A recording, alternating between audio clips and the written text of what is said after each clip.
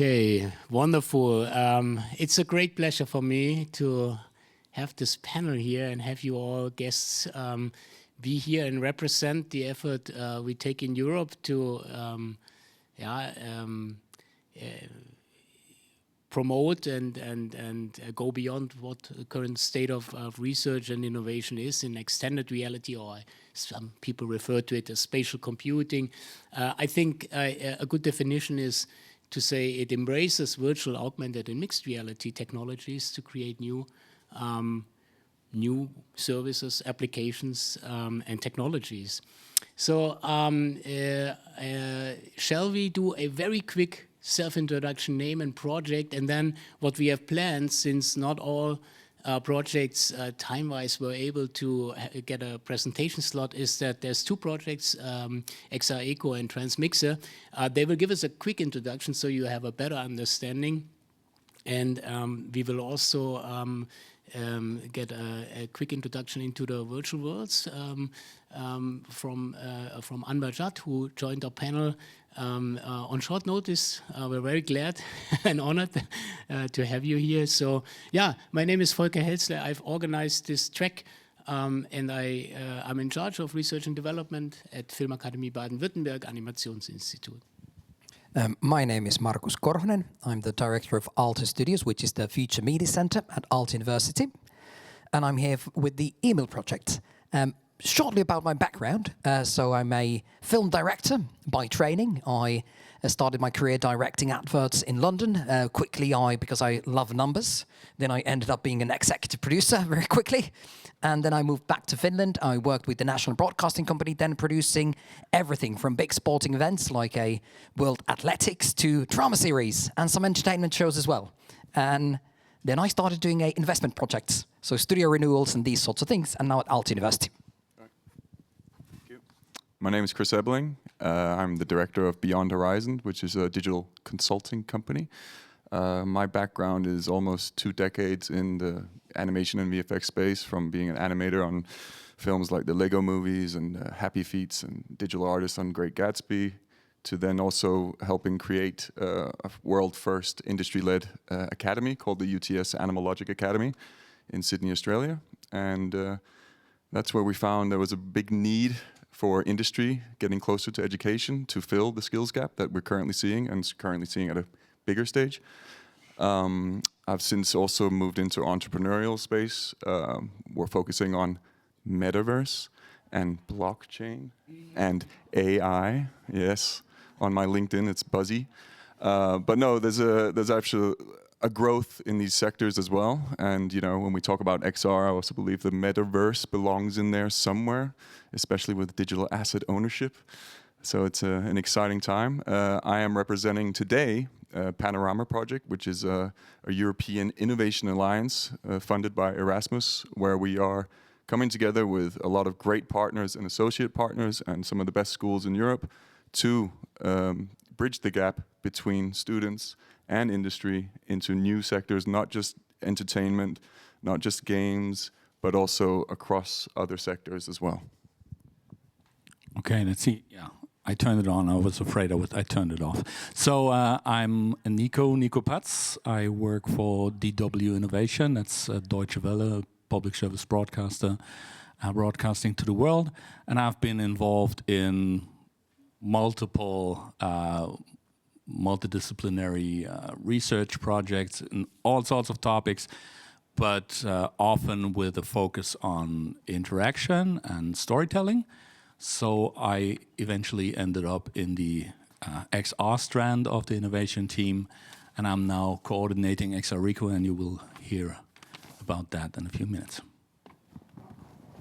Thank you. I'm Anne Bajar. I'm from the European Commission, Deputy Head of Unit in DG Connect, and we are the unit in charge of the virtual worlds and Web 4.0 strategy, which means that it includes extended reality, metaverses, interactive technologies, and so on. And I've been already for 20 years in the Commission now. Before I was in charge of robotics and artificial intelligence, two other hype things. You have one. I have my own. I'm Sarah Coppola-Nicholson. I'm head of research program at Disguise, representing MAXR, of which you've heard already a lot, so I'm not going to repeat it. Thank you. Hello, my name is Niall Murray. I'm a senior lecturer from the Technological University of the Shannon in the centre of Ireland. So in terms of my background, I spent 10 years approximately working in technical roles in telecommunication space. And in the early 2010s, I started moving into the multimedia, looking at early stage, what's now XR and multisensory multimedia components. And I'm here on this panel today representing the TRANSMIXR project. Wonderful, welcome everybody. And it's also great since EMIL, MAXR, XRECO and TRANSMIXR are all the projects that got agreed upon of one call that was carried out in 21. It's great to have you on site, and it's great to have PANEURAMA in the middle of us, even though it's not Horizon Europe, but Erasmus+. But of course, there's many disciplines that try to bridge this gap that you pointed out. Maybe, Neil, since you ended, do you want to give us a brief introduction into TRANSMIXR? I have your slides ready in a moment. Sure. So I prepared plenty of slides in the event that they will be shared after this talk. So I'm going to be asking Volker to move through them quite quickly. But okay, so you can move on to the next slide. What I'd like to start off with is envisioning the position of TRANSMIXR at the end of the project's end of September 2025. And basically what we're doing in the project is trying to develop a suite of technological components in 4 different sectors: for cultural heritage, performing arts, news media, and news broadcast. So if we have a fantastic team, 8 media practitioners, and I see Cora here today from Laura, who are one of the XR production companies. We have 7 research centres and universities, and we have 7 technical industry partners, and we have a lovely balance across the team in terms of scale. So to give a feel for where we want to be at the end of September 2025, in terms of the cultural heritage, what we're trying to address is how can we democratise immersive storytelling for the cultural heritage organisations. So the situation as it currently stands is cultural heritage organisations have to go to production companies, get one-off productions produced for them, which are very expensive. There's a lack of high-quality 3D assets, and there's a significant issue in terms of communications between production companies and the cultural heritage organizations. So what we're trying to do in the context of this use case is empower curators from the cultural heritage to adapt the actual content that is in XR experiences. So they don't have to all the time go back to the production companies. We enable them to recreate or adapt XR experiences based on data, right? Similarly, in terms of the communication problem, we see the potential of social XR as a good vehicle at the pre-production stage between the cultural heritage organizations and the curators to communicate effectively. In terms of news media, so news media organizations need content quick, and they actually need content that's reliable, right? They also are really interested in trying to provide new types of experiences to their end users. So what we're trying to do in TRANSMIXR is deliver a suite of technological components in terms of sourcing content, creating content, and then allowing them to experience content in different ways. And a key element here is working with the journalists to define new workflows that will allow them to work with these emerging tools. What we see now is that some early versions of beta versions are the tools available, but you need a certain skill set on how to interface with them. So we're trying to define workflows around this. Similarly, in terms of the news broadcast case, we're working on delivering a distributed studio, which will allow through XR one director or one producer to operate to many different devices. So if you go into a news broadcast studio now, it's an incredibly complex environment, many different monitors, many different interfaces. So what we're trying to do is use XR as a vehicle to create bespoke interfaces for the particular role. And lastly, one of the most exciting areas is in the performing arts, where they're really trying to push the boundaries of the technology. There's a whole suite of issues here in terms of lack of funding, lack of skill set, lack of awareness of what's possible with the technologies. So in TRANSMIXR, we have a heavy emphasis on the user. So we're applying a living labs approach, and we've solicited the opinions over the last couple of months of more than 200 experts from industry, end user groups, via requirements analysis, via design workshops, etc. And here's what we have identified. There's gaps in terms of workflows, so opportunities for social XR, opportunities to help the professionals in terms of how they can use these technologies to communicate complex concepts. And what TRANSMIXR will deliver is this suite of technical components, what we call the TRANSMIXR dashboard, which will facilitate search, source, content. Once we have sourced the content, we can use different types of AI techniques to enhance and make 3D representations of this content. Social XR systems for enhanced collaboration. We're obviously making contributions in terms of standards and volumetric video and so on and so forth. So we're a little bit tight on time, but this is what the project is about. It's about a suite of technical components.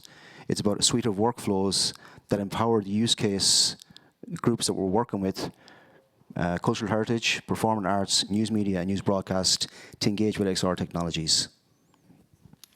Well, thank you, Neil, for that overview. And we'll give it a try with the PowerPoint presentation from XRECO. If you can switch back to my laptop, please. Oh, that looks good. And Nico, just let me know when I should advance to the next slide. Yeah, if you could start that video, actually, because to confine me to not talk 30 minutes, we had to record it. We've got a dynamic team of 20 partners spanning 12 countries. XRECO is all about revolutionizing how we use XR media content.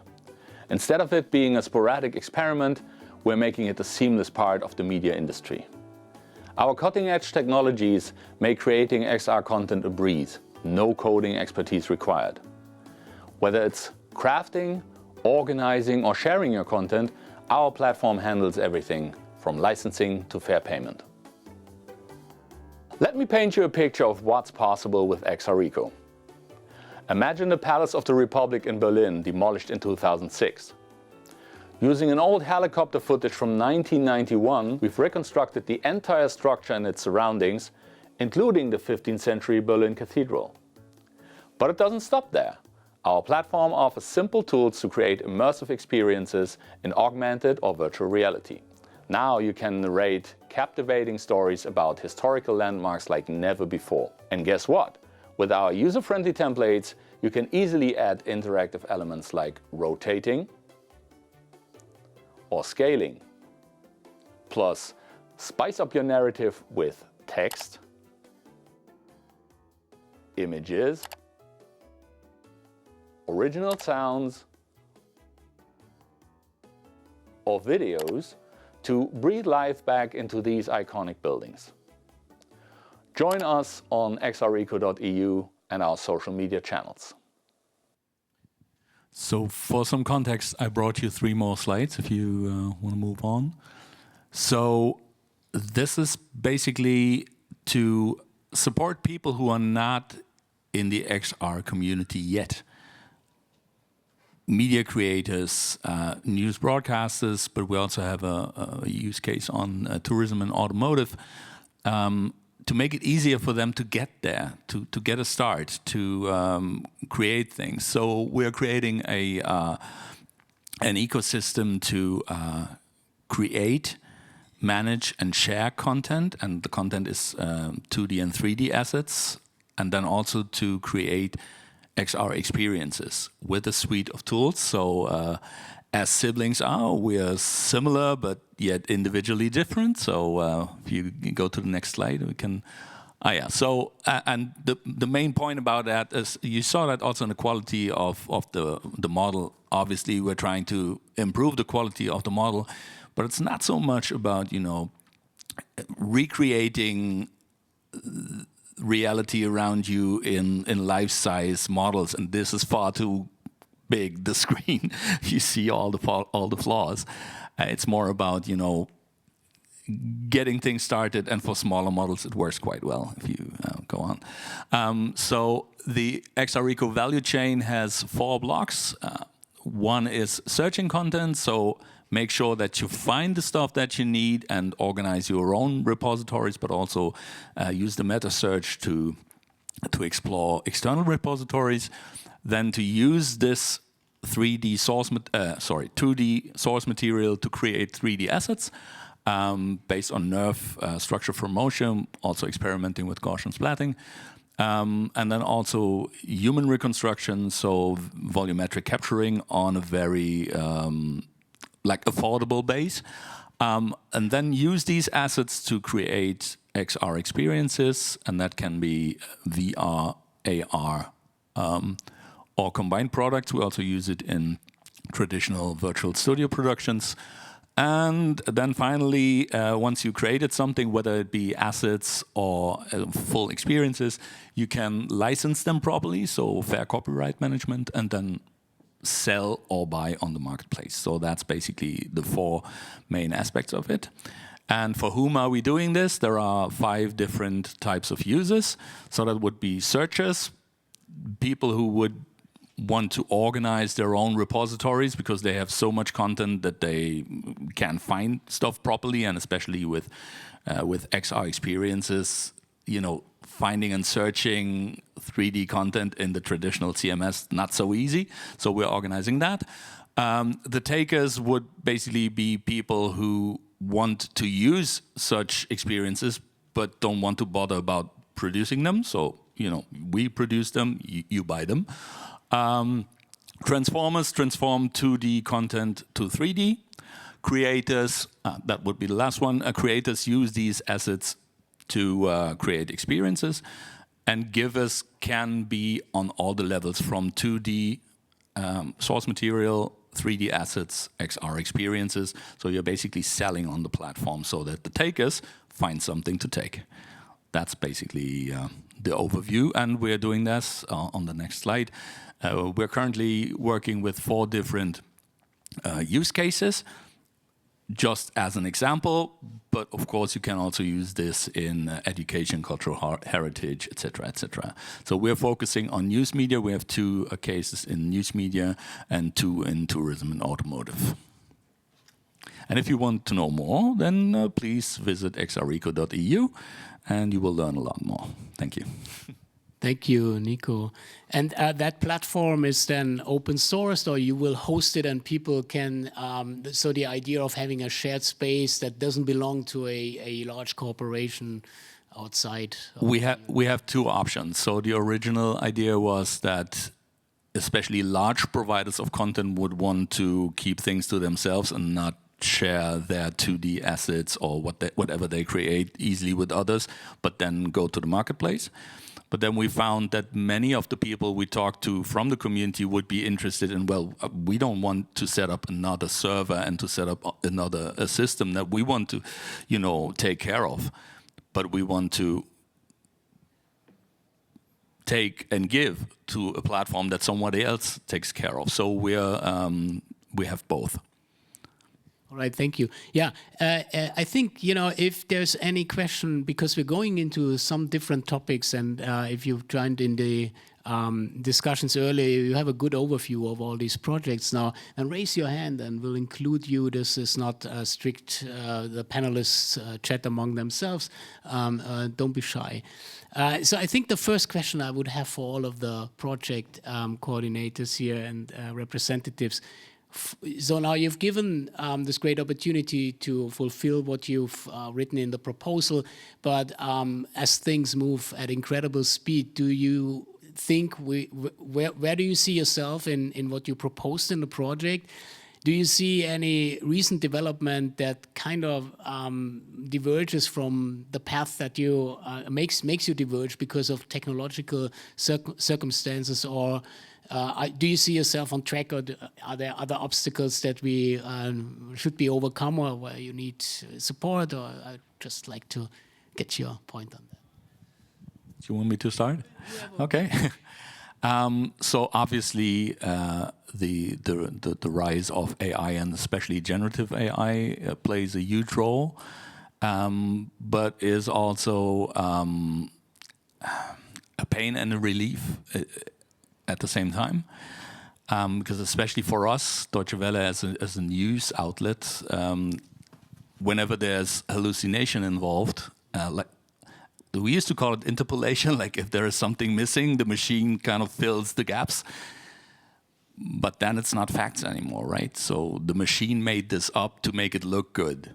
And for us in the news, it is less about making it look good, it is about the actual facts. That is one of the core claims at Deutsche Welle. So we're not talking about, we're not giving you what you want to hear or see, but we're telling you the truth. So in that case, dealing with even a 3D reconstruction of a building, so even if the roof, because we only have images from below, and the roof is missing, and that is made up by AI, well, it's not a depiction of the truth, right? So that is really critical.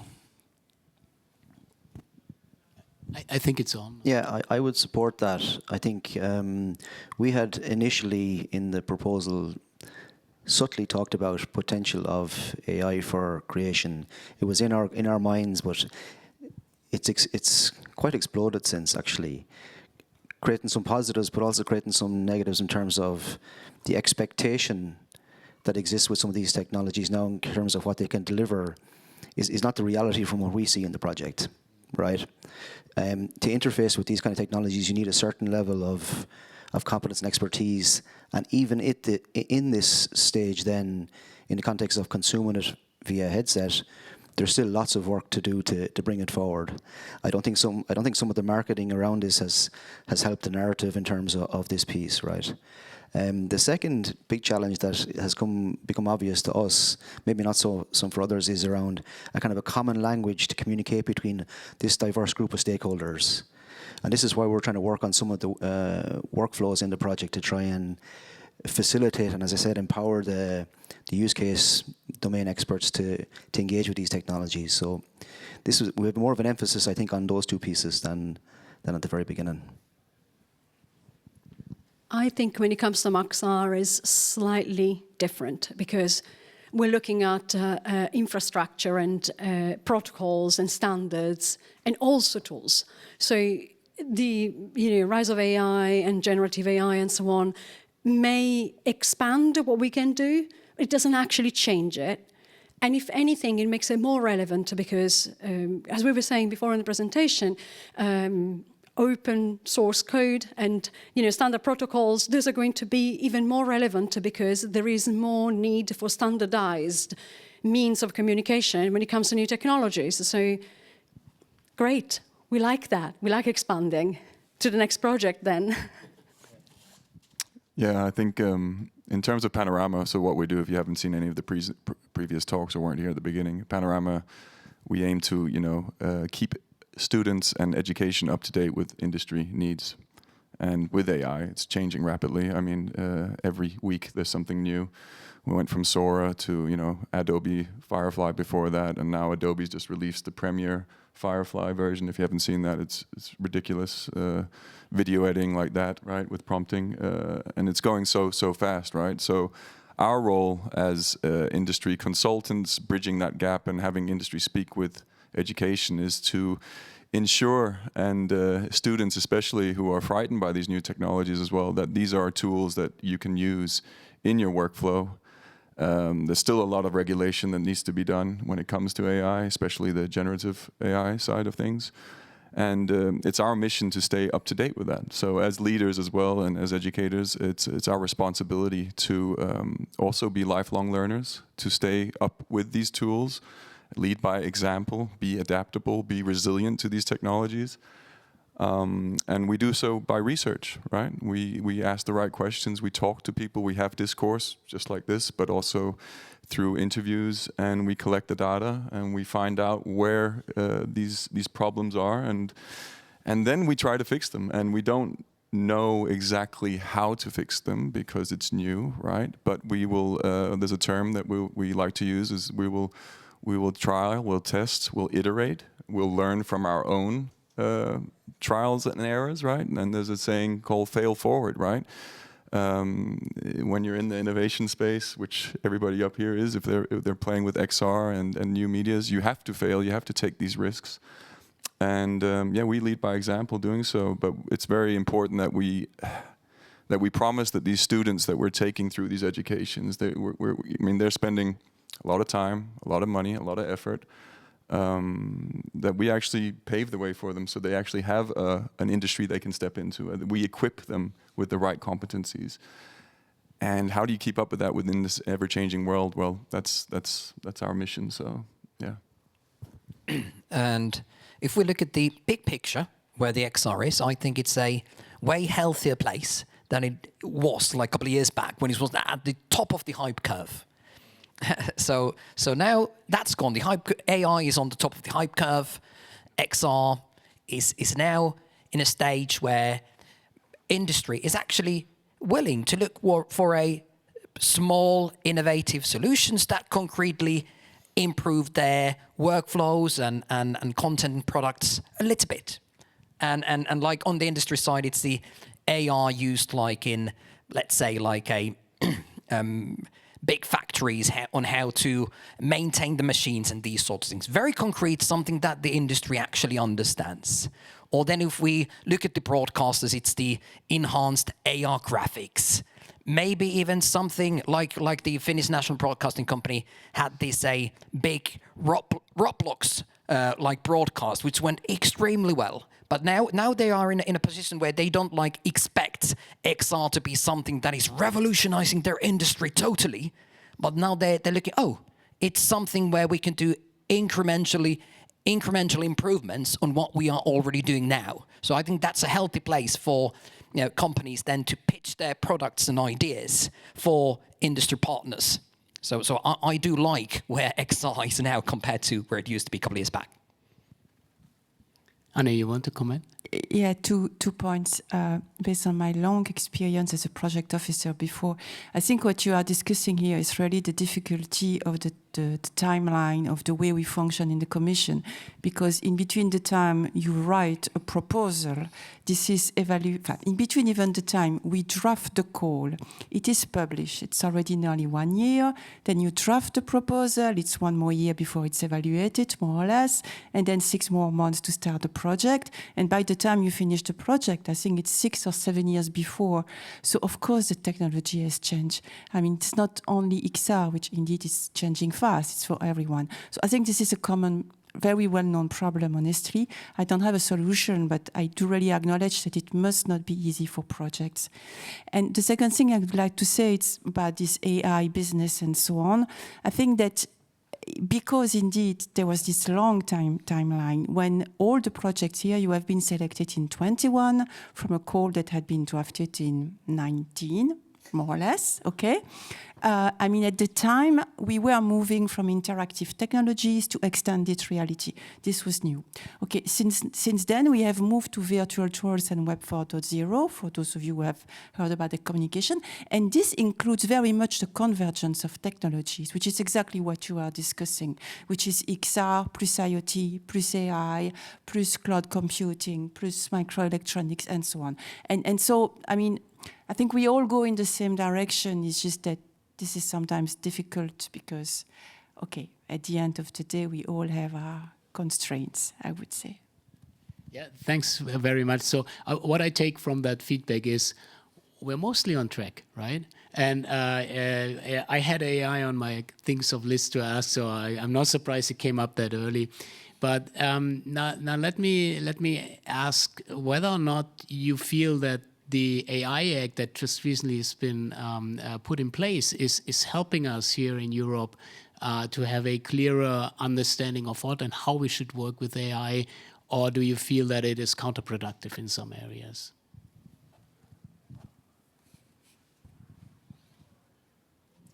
Okay, so for us, there is one aspect in the XRECO project that I didn't mention, or only vaguely touched upon, and that is the licensing of the assets that we produce. And for that, we were actually waiting for some information and some decisions. Legal advice. Now we have legal advisors, but on what are they supposed to advise? So You're missing references to the situation. And so similar to what I mentioned before, when we use 2D assets to create 3D assets, what does that mean in terms of copyrights? Is that somehow inherited to the new asset? And what role does AI play then? Because that was not produced or authored by a person. So what are the rules there, and what does that mean? I mean, we have had these discussions around the world for generated AI. So who is actually the author of that? The person who prompted it, or the people who created the technology, or the people, and that is where I would be coming from, the people on whose material the bots or the machine learning was trained on. So that was a huge thing that we have been, or that we are still dealing with. And yeah, that is certainly something that needed and still needs decisions on the policy and legal side. Yeah, I think explainable systems are part of a solution for that challenge, to understand even if you have licensed material. So what has been used, to which extent, to create what? And my understanding of the AI Act is that you need to explain how your systems work. It's very relevant for security and self-driving cars and all that stuff. So, but still in creative industries, I think there's reasonable things in there that can help us shape this technology in a way that we can use it to the benefit of all, without having this situation where people feel left out. It's happening already. So we're seeing young talent that feels that they're not part of this development, and people have used their contents and their creative creation to create these systems that overrule them, and that should not be, in my understanding. I think it's a dangerous situation where we might lose talent that we urgently need for the future. But please, any other comments on that? Feel free. I'll just make one comment on the explainability piece. So I think that's really positive. You know, if I listened to the talks earlier on about the financial support for third-party projects, and there was a kind of a trend towards applications within health, right? So if we think, going to the point about convergence between AI and XR and all these technologies, all of the data that you can capture on somebody as they're in an XR experience, right? You can work with this to understand why a particular intervention is providing utility to the patient or not, right?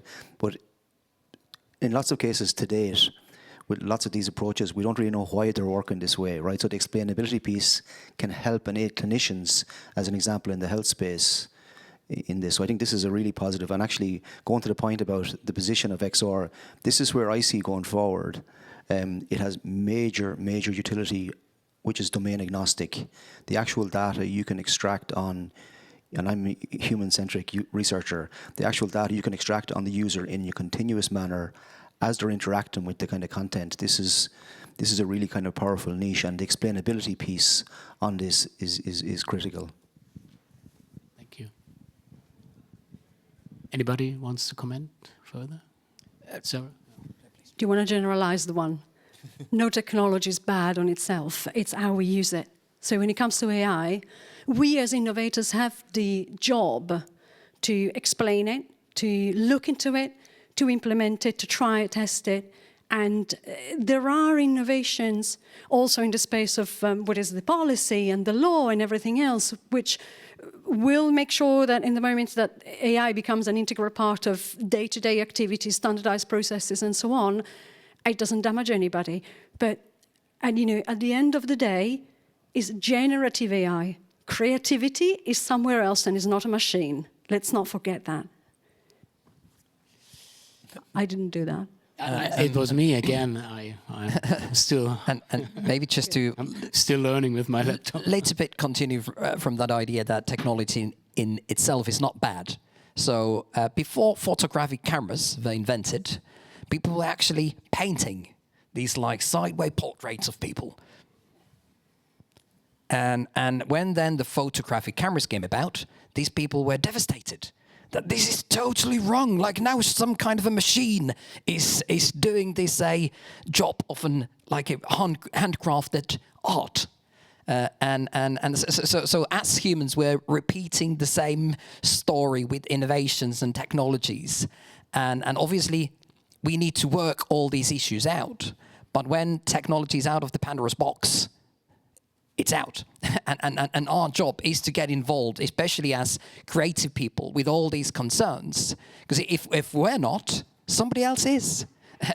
So that's why we need to get involved. We need to start utilizing these so that then we actually have some understanding to have this discourse with all these policymakers and industry bodies and investors. And I think we can even, to some extent, improve the situation, as it were. When I studied history of arts, one thing that I learned was that all the painters went to see other art and to copy it. And that is kind of a skill that you learn. But you also take in the inspiration, and there is a subconscious or unconscious part in your creativity. Everything that you see, you somehow unconsciously put together, and then a new image comes to your mind, and then if you manage, you kind of bring that to an image. Now what we can do with the tools, and that's one thing that we do at XRECO, is to find out what were actually the sources. So what inspired this output, this asset that is created? What went into it? And what of that is made up? And what were the source materials used to create that? And even to the extent of relevance, where that again could fill a whole philosophical discussion on what is relevant. Like, is it the two pieces of information that were missing? Once it's missing, it's a gap. So if it's not there, it is very relevant to have these two. But then someone else provided 250 images. So is that more relevant or less? But in any case, we deal with these philosophical and ethical questions, but also with the numerical questions of how much did this source go into the output, and it is somehow measurable, but also explained what the measures were and how it is done. And that can even have a more fair copyright management because it explains where the things are coming from and what role they played. And in the subconscious, unconscious process of human creativity, that is hardly possible. But do you expect, and that also picks up a bit what Sarah said, this our current understanding of human creativity, or what's understood as creativity, to change fundamentally, or in our perception and in our way of how we are creative? I mean, human creativity, what us humans have is emotion, right? We have heart, soul, we have experiences, we have feelings, emotional intelligence. And dare I say, AI is not there yet, but at the same time, you know, I did hear a story about Google shutting down some self-thinking entity at some point, a couple of months, or this was a year ago or something like that, right? But let's not go there just yet, let's keep it positive. So I believe AI is a tool. I mean, it's things like Midjourney, I think it's empowering creativity, right? I think it's a beautiful thing for people who can't draw, or a beautiful thing for people who have imagination but can't put their, you know, expression and their imagination on paper. And now they can talk to a machine and they can direct it and it can bring all these things to life. Yeah, there's an issue with the generative AI. I don't know how we solve it. I do think, I do have an opinion on that, and I think blockchain is there to be used in a way to solve it. If we had a transparent ledger system that kind of connected everything and you could go back and see where these artworks were, but let's not digress there. And then I want to just touch as an artist as well as, you know, as an animator. If I'm animating a Lego figure, I'm still looking at reference that I've taken off YouTube to do a backflip and a karate kick, right? and I'm frame by framing and watching this and using this reference. And to your point, the subconscious, the art that I decide to draw on a paper today is based on everything I've seen in my life, right? It's there. It's not just out of thin air. It's something that I've looked at, I've felt, something that's resonated with me, that's touched me, and that I'm putting back onto paper. If you're a concept artist or a matte painter, usually what you're doing in the industry, you're taking photos of things or photos of the internet, photo bashing them together, and then you're painting on top of them, right? So this copying artwork and taking it from other places is what AI does, but it just does it so damn well and so damn fast. And it's not fully directed yet, right? Just look backwards on how fast it's gone in the last month, yet alone the last year, and then look back 10 years. Technology grows. To your point with the photographer, people still paint, right? So it's not replacing them. When movies came out, we thought theater, or they thought, I wasn't here then, they thought theater was going to die. But look at it, there's still live performances, and they are amazing. I went to the opera luckily, thanks to Christian, I don't know if he's here, he invited me to the opera on Sunday, and I went in alone, and again, I was thinking, and it resonated with me, that this AI will not replace this baritone and this pianist having this connection and this art, and you could see the passion, you could feel it in the highs and the lows and the intensity, and then the audience members around it, the community that it creates, right? Like, us humans have that, and again, I want to stay positive on it, because I could go into Boston Dynamics, fusing that with AI, and then go into Terminator, and when we're over there again, but bring that back. We humans have something special, and that's emotion, emotional intelligence, it's heart, it's soul, and I think that's always going to be the driver of technology. You, as an artist, as a director, as a creator, as an innovator, will always have that advantage, and it's up to you to choose the tools that you want to use, right? And so just finally close off there, that's what we're trying to do at PANEURAMA as well, is to encourage these students as well. Don't be scared. Yes, it's frightening. It's frightening just even seeing just the next Maya come out, yet alone Unreal or whatever, right? Like, oh my God. And now there's AI on top of that, right? So we're there to kind of inject that, I guess, comfort and foster proper education and make sure that, you know, yeah, it's a scary thing, but this is also what's so damn cool about being in this business and being in this industry, is being on that edge of technology. Yeah, just on that, the AI is a tool kind of a thing. So I think I'm following AI development extremely close. And for example, on the image generation side, you know, the best guy creating AI photography is a fantastically talented, one of the best Finnish photographers. So I think when it's a tool, I would not be as a talented, like a content creator or creative person. I would not be afraid that now all of a sudden all these untalented people are better than me. Obviously not, because I've got the training and the experience and all of that utilizing this AI. But obviously I should learn how to use the AI as part of my toolbox. And what I'd be, as an educator working in a university, what I'd be a little bit afraid of with the AI is people taking shortcuts in actually becoming a fantastically talented and trained professional. Like, be it just people's writing and reading skills. Because with AI, it's so easy to generate text, but you only become a good writer by writing. So do we have the patience not to take the shortcuts when we are doing the training? Obviously, we need to add also AI training into as part of our educational things, but we need to make sure that we still, be it any industry, be it a programmer, they need to learn how to program. They're not going to be good AI programmers if they're not great programmers without AI. And same with the creative industry. So that's something that I'm a bit worried about. All right, good input. Anne, do you want to tell us a bit more about the virtual worlds? I can. I'll do my best to get up your slides. But let's try to simplify because I think we have seen enough slides today. So just go quickly, just to what I was talking. Maybe go next.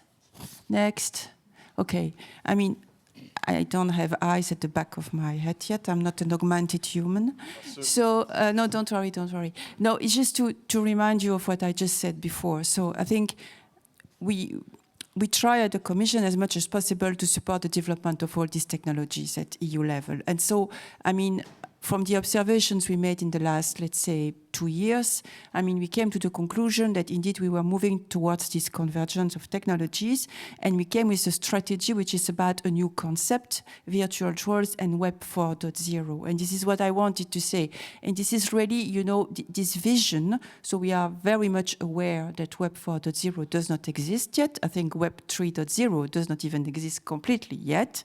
Okay, but this is really because we want to set the vision for Europe at an international level and to be able to prepare before the problems comes and before it's too late for us to take action. So this is really a wider long-term technological transition where physical and digital worlds will seamlessly blend and smart devices will communicate to each other to perform complex tasks. So this is exactly what I think you have been discussing about everything coming together. And I think this is going to be probably in your field something new as well, because you will be probably immersed in I don't know, a movie, a concert, whatever, in a way that we are not now if we do it digitally.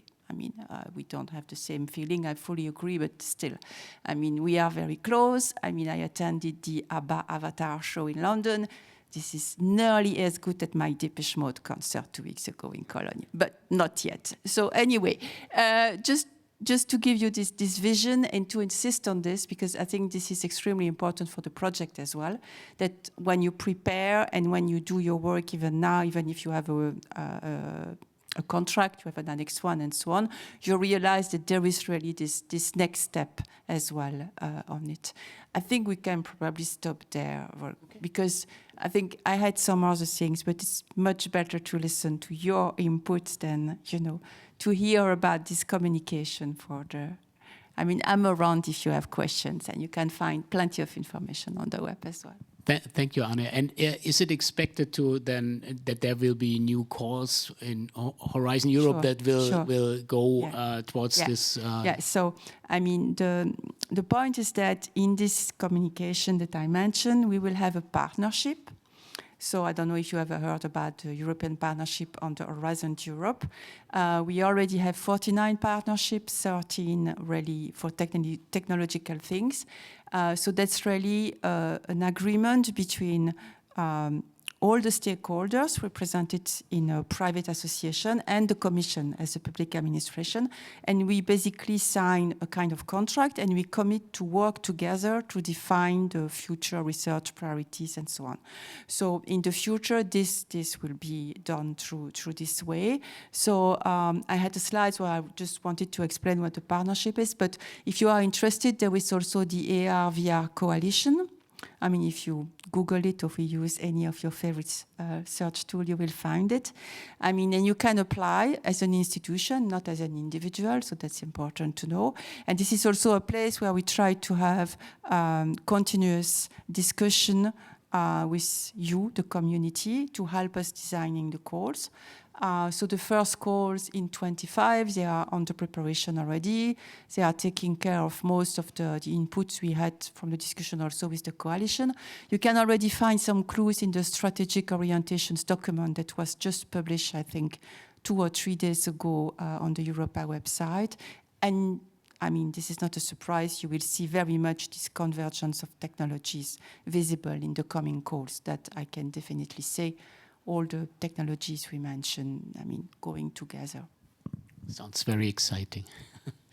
Well, probably complicated, but exciting. Any questions from the panelists? No? No, I just wanted to jump on the concert reference you made. I thought that was really cool, because you said you went and saw a human concert first, but it wasn't comparable to Depeche Mode, which is a true... I think the ABBA one with the Avatar. The ABBA one, okay, which is really great, yeah. But you are still missing, as you said, for the opera, the interaction. Yeah. So this is pre-recorded. But the day these things might get AI, and they might react to the audience, exactly, like a normal group would do. Yeah. And my head went straight into Fortnite, where my son went in and saw a Travis Scott concert, for example, right? And again, it's just to speak about these extended realities. They're there in front of us now. You've got Roblox, you've got Fortnite, and these are metaverses in their own right, where our youth are in and playing and being, you know, inspired. But these are also the builders of the future. And it's just interesting because, you know, it's experimental, right? And, you know, if you're looking from a business perspective, Travis Scott and Fortnite was a successful experiment. Millions of people were able to come in and listen to your music as an artist. It's a new way of reaching young audiences. And it's just incredible. And we need more experimentation like that. And it comes back to being innovators. You have to take risks. You have to fail. You have to make mistakes. You have to make a lot of mistakes. And we have to figure out the regulations along the way. Playing with AI, blockchain, Web 3 or Web 2.5, I would also say we're not there yet. We're on our way. There's a lot to be done, and you have to disrupt. You have to shake the cage that's there. And for regulators to come in and start making rules and making it a safe space for us to play and build in. Comments on that? No. Any audience responses? Anything that you? Oh yeah, here's one. Can somebody from the? Are we out of microphones? No. Thanks so much. Would you think that regulation could also get in the way of this experimenting, so that it actually not becomes a safe but too over-regulated space? Might that be an issue too?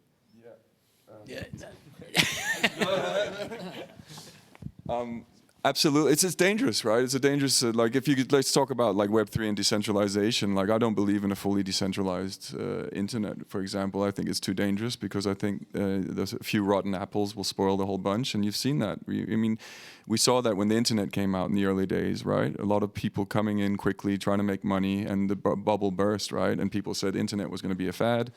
Well, look at us now. We can't live without that thing, and it's just driving everybody's business who's sitting up here, basically. We need it. Similarly, and that's going to be the same with every technology, right? Like as you said, XR is finally in the space where people are like, hey, it's good now, and there's a lot of data behind it, a lot of great user cases behind it. It's got a place, it's got a fit, a market fit. It's not adopted by the masses yet. I think it's more B2B spaces now because those technologies are really expensive. But then you could then go, okay, Pokemon Go. Right, which was an incredible XR, AR experience that had massive success, right? So yes, I think regulation can, but you also have to, I mean, so for me, working in the blockchain space, you have to sit in the gray area sometimes, and you have to walk a really dangerous line, and if they come and tap you on the shoulder, then you got to go, okay, we have to regulate now and be careful. But you have to also be willing to dare and take those risks, because that's where you're free to kind of disrupt, right? So yeah, I don't know. I don't have the... Yeah, at least it's not currently over-regulated for sure. Yeah. So currently there's a freedom to do almost whatever you want. And that's why it's important that there are like universities and responsible companies looking into developing new things. So as an example, I started in our university this project where we are virtualizing our professors. So we are now like doing virtual avatars of our professors where we can then do text to video things from them. But at the same time, we're looking into like going through it with our legal department so that they actually own their virtual avatar. So when they leave our employment, they actually get their assets with them. We're doing contracts where we regulate that when they then leave us, we can't just continue their career in our university as virtual entities. Marcus, what would you do if in 5 years from now you've spent a lot of effort on creating AI systems and your students tell you like, this virtual professor just is really great, you know, he answers pretty much all of my questions, and then he goes to another university, and you know, are you sure that this is what you want to do? It's the same risk as with anybody in real life. You know, you hire a fantastic person, obviously that's a fantastic for your company, and when they leave, it's easily a big disruption. But hopefully it's something that, you know, if you've cultivated a great relationship with them, then that relationship still continues when they're somewhere else, and then your network grows. Then you can do new projects with them, even though they are in another country, in another university, in another company. Yeah, you could have a part-time contract with him and have the avatar still running. Maybe that would be an option. But I mean, it's just the play that, and that was what fascinated me a lot with the Avatar tour, without having seen it, but of course having listened to it as a kid. That there are these new use cases that perfectly make sense, a lot of sense, in a distributed and networked world. And XR are at the core of it, in my understanding. And I think this is a big motivation for innovation and research. So. If I can just add, I had a lovely chat with the CTO of Digital Domain yesterday. I forget his name, so I hope he's not in the room. It was Hanno, I think. But you know, in 5 years' time, they reckon they're going to be able to replicate humans one-to-one digitally, right? And the uncanny valley is still there. If anybody's, we're close, but with AI, it's going to accelerate that process, right? You're going to be able to photogrammatize, capture yourself, and then put you in there, and then put a large language model behind it, right? And now feed it the data based on you. I mean, you're going to have these digital personas that you can talk to. And what resonated with me is because I'm working on a digital AI athletes project where we bring athletes to life. Legends live forever is a concept, right? Like you'll be able to. He was talking about bringing Marlon Brando back to life, for example, right? And now you could have all those great actors come back in, and there's enough data out there now to feed the models so they act and move just like them, right? So someone like Bruce Willis, who's going through a terrible thing right now, he could extend his career now, and et cetera, et cetera. We could bring Elvis back and then slap that on an Apple Vision Pro, maybe, and then a couple models down the ride where it's going to be high fidelity, and you're standing there with your favorite actor having a conversation, or your favorite athlete, or whoever it may be, or maybe a loved one that you lost long ago, and you can now meet them again. I could meet my grandfather or something like that, right? Like there's just so many amazing, scary, but also incredible use cases for this technology, and I mean, just one word about one of the things we are working on are regulatory sandboxes. So we are, for the moment, establishing with member states the idea of having these places where we can try all these very new innovative technologies and identify the regulatory gaps and see exactly what needs to be done, because it's moving so fast. I mean, there are already some in place for AI, but we would really like to have some in place for XR and virtual tours in the near future to really test exactly all the things you just mentioned. But it's not an easy thing to settle, but I think it would probably make sense, yes. Question in the audience, yeah. Hi, my question is regarding the legal counsel that you got for the technology that you're working with, because I come from a public institution and we are also developing projects that involve generative AI, and we're using, for example, Stable Diffusion, which is currently embroiled in a lot of legal battles.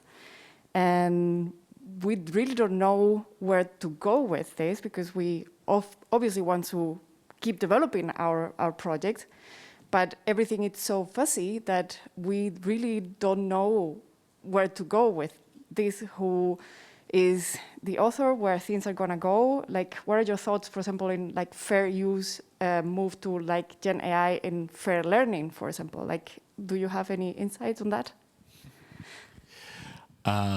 My experience with legal advisors is that they are really reluctant to, generalize. They always want the case-by-case decision. So that's basically what we have to do. We, the use case partners, come up with an idea. We want to do that. And then we check, first of all, with our own legal departments, are we allowed to do that? So what are like the analog, the traditional rules? Can we do that? And then once we say, yes, we can do that, now what would be the legal aspect of involving these technologies and to some extent AI? And then so we have two partners. I'm saying two with three fingers because my partner coordinator is actually also a lawyer in media rights. So there's a third person, but two partners who actively focus on this, but they really refuse to generalize because it is always a case-by-case decision. So,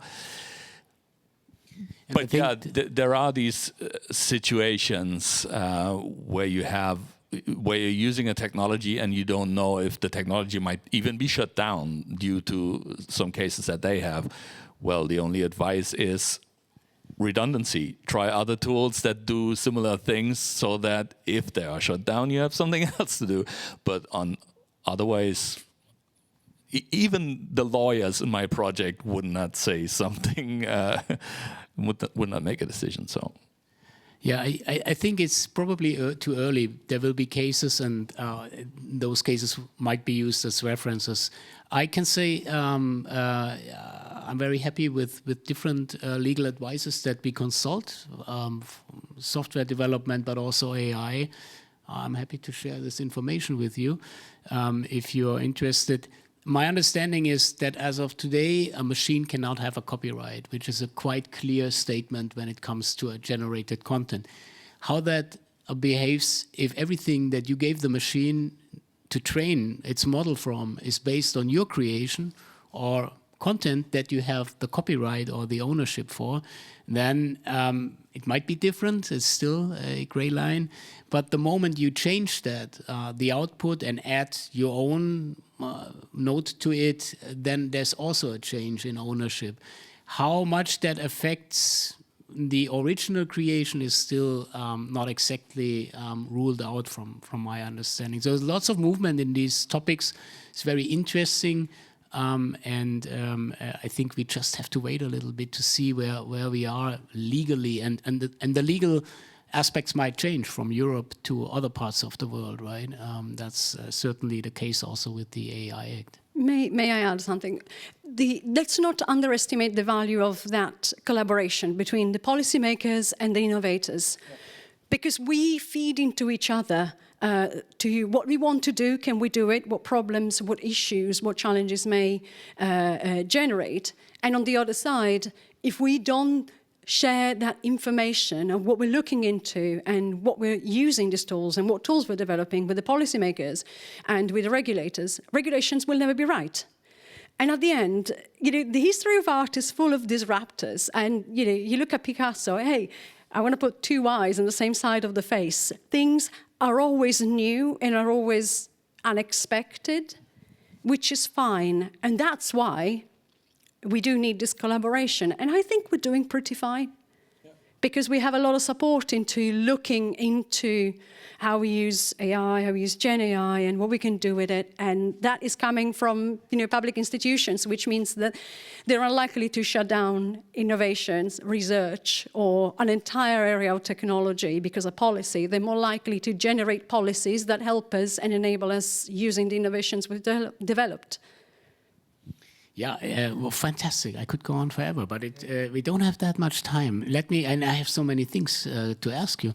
Let me quickly ask you, would you say that when we talk about extended reality technologies, services, applications, that they can help us for a more sustainable future to reach the Green Deal or not? You mentioned NFTs, Chris. I'm not sure if that is the most... Still uses a lot of energy, right? Yeah, but so do render farms. Speak in the microphone. Microphone, please. Oh, sorry. Oh, yeah. Sorry. Yeah. They do. I agree. Yes, but it was also a stigma that's been cast on it as well, in some regard. So I mean, the render farm industry, yeah, we should be more green. We should be more sustainable. Will XR help? Sure. I think so. I mean, from a virtual, you did some research on virtual production, didn't you not? Yeah. What were your findings? It was early, but these numbers were there were other reports coming after us, and they stated the same. So yes, when you refer to the render farm, the old-fashioned way of rendering stuff offline, I think you can do a lot, but the skill set's missing. Skill set is totally different than creating something in real time and making it look great than post-production, rendering, going into comp and painting over until somebody says, And this is also a really heavy area of our focus with PANEURAMA, for example, is focusing on real-time engines and getting students equipped with these technologies that are safe. Like if you're looking at sustainable, I mean, with Unreal Engine, you can get something out of the box that looks amazing, almost 90%. You probably want to still go and click render at some point, but the technology is just getting better and better as we go. But yeah, green energy, that's a whole different debate. I think it's connected. We probably, compared to other industries, creative industries is still not using expensive amounts. I mean, if we look at steel industries, right, they use a lot compared to us. I saw some numbers. But I think it's not that difficult to reduce our footprint. I mean, we've started years ago to really closely measure and tell students when they're a bit above the usual use of energy. It's mostly the render farm. And point them at other technologies that they could use. And the thing is, they're really interested. Sometimes they then realize that the challenge is bigger than they thought. And still, when we talk about these virtual production challenges, it is a huge technological challenge every time we run one. And then before we can be creative, there's so many technological obstacles we need to overcome first. But I think with all these projects and all that effort and the support from the Commission, you're on a good path, you know, it can succeed. Can I just add to that, because this conversation is ending now, that there will be soon, sorry. I'm gone. No, there will be a conversation later, a fishbowl conversation, where we are talking about these things and more at what, it's at 3:45 in the Raumtaubingen, the fishbowl, where we'll be discussing with students and industry. So I invite everybody to come, please, because the more the merrier, and it's an open discourse. We would love to hear from you as well as us and you. Yes, so I think we're coming close to an end. Is there any wish, anything you would like to express in this round, what you would like to see happening in the next years among us as carrying out projects, doing research, maybe from the Commission to make our work easier or simpler? Say it now. Yeah, I will just now stop, I promise. Sorry, because I'm holding the mic. What my wish is more a collaboration between industry and education. I think it's very clear that there's a gap, and I think it's hard because there's business models tied to both, where resources are tough. But luckily, with the an Erasmus grant that we've got, it's amazing because it opens up so many doors. We did have some slides, but you've seen them probably, where it was seeing these partners coming to the table, and people are willing to actually come and try to solve this massive growth, exponential growth in technology, and how we best equip students and or lifelong learners, even, right? Like even us as industry veterans, we have to adapt and we have to be resilient and we have to learn new tools all the time. So having a proper discourse, a proper connection between industry and education facilities is absolutely crucial. That's where all the research is done. That's where we'll get all the data. That's where we'll find out really how we can, best equip us for a sustainable future. And when we've got the Commission here present, I'd like to... I'm not the Commission. I want to make it clear. Representative. Is that correct? More or less. Yes. Okay. Thank you. So employee, I would say. From this EMIL project, something that which has become really evident is that, because we try to bring together the technological companies and then the companies from the content side. And we were quite a few times struggling with these startup companies from the content side, because they're not quite as established or financially stable as on the technological side. And in these co-innovation projects, we need to be quite strict. The European guidelines are quite strict on that, but then because when we are coordinating the project, that financial risks of this FSDP project is quite heavily on the coordinator. So that kind of was, in my opinion, a little bit unfair for some of good content ideas. Very good ideas. Some very good ideas that I think have a really nice financial potential in the long run as well. And that is something that, you know, I'd love to see, that we somehow find ways where we can also bring the content side and creative side, do these development projects and Horizon funding things in a more better way that understands their speciality and where they're coming from.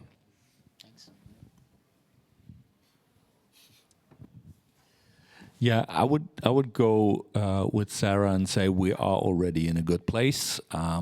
There is regulation, but there is still freedom for innovation. I totally love the idea of the sandbox, because we need to explore, we need to find the boundaries. Unless we go there and touch the electric fence, we won't know where it hurts. We won't know where the boundaries are unless we really get there.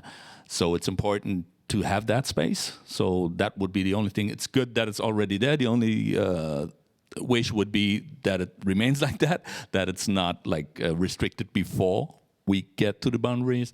But otherwise, I think we're quite good. Wish list. I think not so much a wish list, but I think to kind of solve some of the things that were mentioned there, and I touched on it earlier on, is around this kind of more of a common understanding of what's possible, what direction we're going between the different stakeholder groups.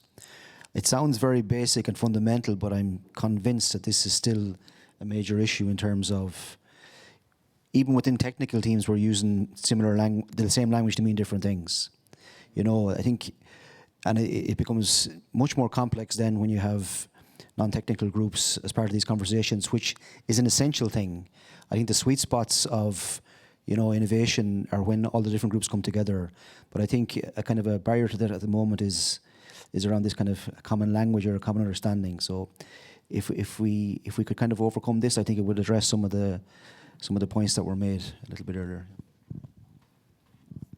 Okay, I think we are extremely lucky to be able to collaborate with creators, with technologists, to be able to experiment and have a financial support that allows us to offset the risks. My company is a very good company. We'll never be able to devote that many resources to innovation if it wasn't for grant funding. And we wouldn't be able to develop the right tools without the collaboration with the creative partners that show us what is it that they need. So I think this all is good. And I think that what is important is that we just keep doing it and we do more of it. So welcome to the having to find a common language to speak with the partners and the collaborators. Welcome to the challenges of the policy, because we can make it better. It's probably because of my background of having always worked in research for production technology. I like the challenge. I like the issue. I like the not knowing how to do something. Without that, it's all boring and samey. And we're not done for it. Anybody on this area is done for it. So that's all. I just want to say something, because I have a wish list as well, but I think I would like to see more projects doing what you do, because I love this slide. I love the way you have organized this. I mean, unfortunately, it's not always the case that all our projects are working so closely together. And I think what you are doing is exactly what is needed. And that's why I'm so happy to be here today, because really, congratulations. This is really, I think this is the way to go. I mean, you have more if you share. And thank you for that. Great ending works. Thanks. Yeah, you've been wonderful panelists. I think we could still have time for questions from the audience if there are any.